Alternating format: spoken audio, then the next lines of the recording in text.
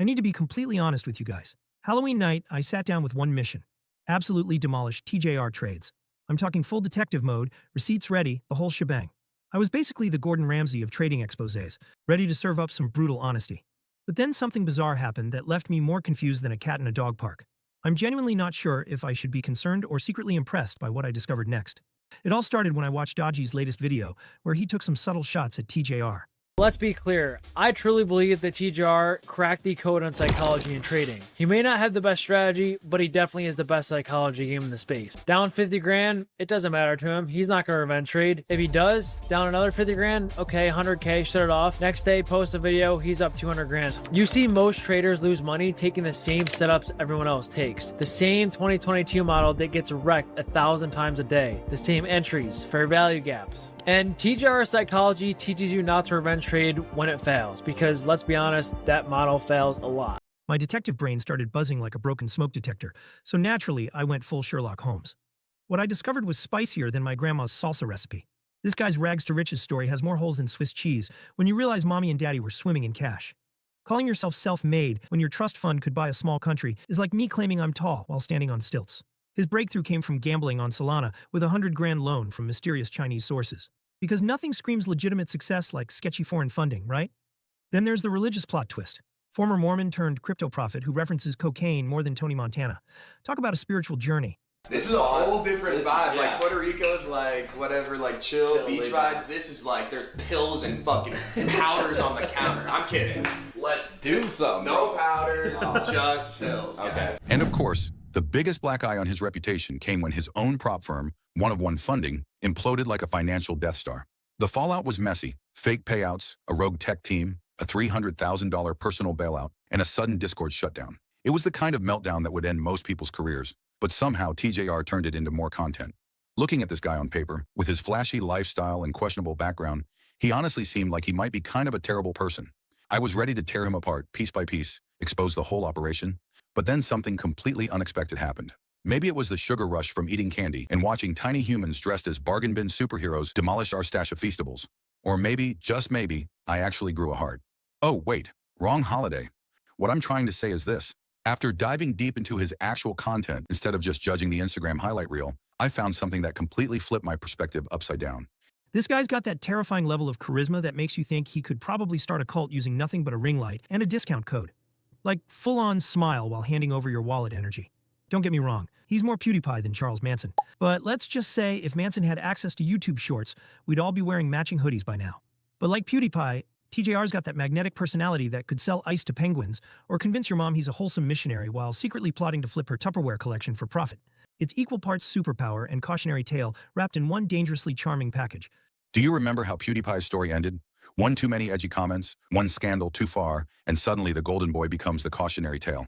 The line between being provocatively entertaining and being genuinely problematic is thinner than most people realize, especially in today's social media landscape. TJR is like that friend who can charm their way out of a speeding ticket. He's got the golden triangle of internet fame down pat. Charisma that could sell Wi-Fi to a caveman, marketing skills that would make Don Draper jealous, and just enough controversy to keep Karen busy in the comment section. But here's the thing about walking tightropes. Eventually, gravity wins. Every viral moment, every brilliant marketing stunt, every perfectly timed controversy adds another shaky step on that wire. And we're all just sitting here with popcorn, waiting to see if he sticks the landing or gets swallowed by the volcano. Just look at this post. When your idea of content relies on racial stereotypes, it's time to fire your social media team, or at the very least, send them to a crash course in sensitivity training. The cringe levels are off the chart. Would I recommend buying his courses and programs? Well, most of it's just repackaged ICT concepts. You'd be better off grabbing any Michael Huddleston video, tossing it in a blender with a few motivational quotes, and drinking that Kool-Aid instead. You'll get roughly the same educational value for a fraction of the cost. But when it comes to pure charisma and marketing, I've got to give credit where it's due. This guy's basically the Tony Stark of YouTube engagement, except instead of saving the world, he's saving the trading community from boredom. With over 1 million subscribers and roughly 2.5 million views a week, he's pulling in around $100,000 a month just from YouTube. That's more than most people make in a year. And he's doing it every 30 days, like clockwork. His charisma game is absolutely legendary. He could probably convince you that eating cereal with a fork is some kind of revolutionary life hack.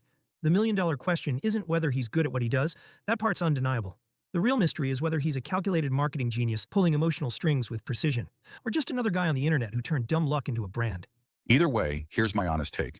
TJR's real talent isn't reading charts, it's reading his audience. Don't get me wrong, the guy's genuinely gifted at creating content and has that magnetic personality that pulls you in.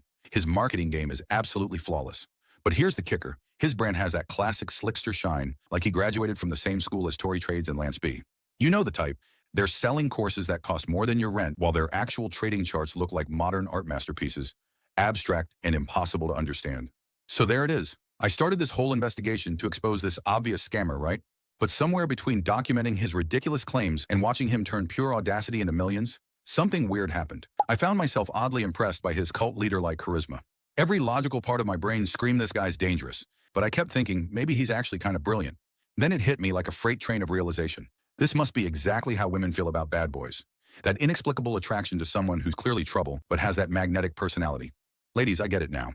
Well, well, well. Gather around, trading degenerates, because I have some piping hot tea for you today. First things first, let's talk about the elephant in the room, or should I say the lawsuit in the courtroom. Topstep, bless their litigious hearts, has apparently decided that the best way to handle criticism is to unleash the legal kraken on everyone who dares to question their business practices. We all know they are going after Patrick Wieland, like he personally insulted their mother at Thanksgiving dinner. But is there something more nefarious going on here? Well, here's where it gets juicy. Critics claim this wasn't just about money or settling grudges. Nope, this was supposedly corporate espionage masquerading as a fancy lawsuit. Picture James Bond infiltrating Wall Street, except he's wearing a boring suit and drowning in paperwork instead of sipping martinis. Apparently, someone turned legal discovery into their personal spy operation, because nothing says subtle intelligence gathering like hiring expensive lawyers and filing documents that scream, "We're definitely up to something suspicious here." It's like Ocean's 11, but everyone's a lawyer and the heist involves spreadsheets. According to industry whispers, Topstep started firing off subpoenas like confetti at a New Year's party. My funded futures? Subpoenaed. Rips Trading and Market Clubhouse? Double subpoenaed. Ninja Trader and Tradeovate Prop? You guessed it, they got their own special legal love letters too. These subpoenas weren't your typical, "Hey, can you verify this date" requests. Oh no, these bad boys were full-blown corporate stalking missions. We're talking about demanding APIs, secret business models, and basically asking competitors to hand over their entire playbook. It's like showing up to a poker game and politely requesting everyone reveal their cards, strategies, and where they hide their lucky rabbit's foot. In other words, Topstep allegedly turned the court system into a personal shopping mall for competitor intelligence. Imagine using a search warrant to steal your neighbor's secret cookie recipe. Only it costs hundreds of thousands of dollars, requires a team of lawyers, and somehow leaves the entire neighborhood thinking you've never looked pettier. So Topstep is basically having the world's most expensive corporate temper tantrum right now. Patrick and Rips bounced from Topstep TV to do their own streams, then Topstep ditched TradeOvate for Project X, and now they want everyone's internal documents. It's like breaking up with someone then demanding access to their diary. Industry experts are calling this a desperate Hail Mary from a company that's clearly struggling. You know that friend who flips the Monopoly board when they're losing?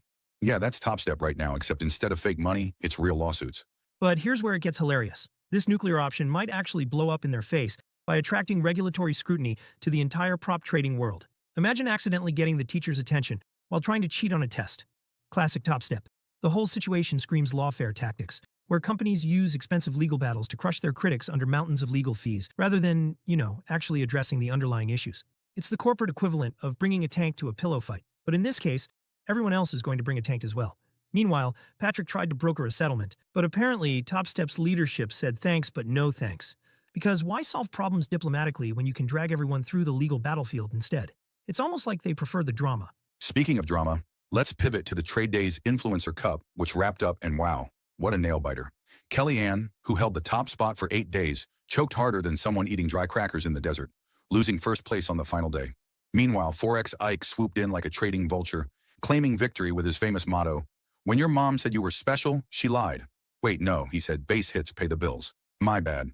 Final standings. Ike grabbed first place, which paid $5,000 to him and $5,000 to his audience. Methodical Man snagged second place, which paid $2,500 to him and $2,500 to his audience. And Kellyanne fell to third place, which paid $1,000 to her and $1,000 to her audience. Congratulations to all the traders who participated. Whether you walked away with prize money or simply lived to trade another day, that alone deserves a round of applause. Because in this market, survival is the real trophy. If you've ever watched the market hit your stop and then rocket in the direction you predicted, this next video is going to change everything you thought you knew about risk management. Click the image on your screen to head over to our other channel, Futures for Our Future Trading, and watch Richard Wyckoff's 5 stop-loss traps that will destroy your profits. It'll show you why your stop-loss isn't protecting you. It's feeding the market. Don't miss this one. Click now and see how the game is really played.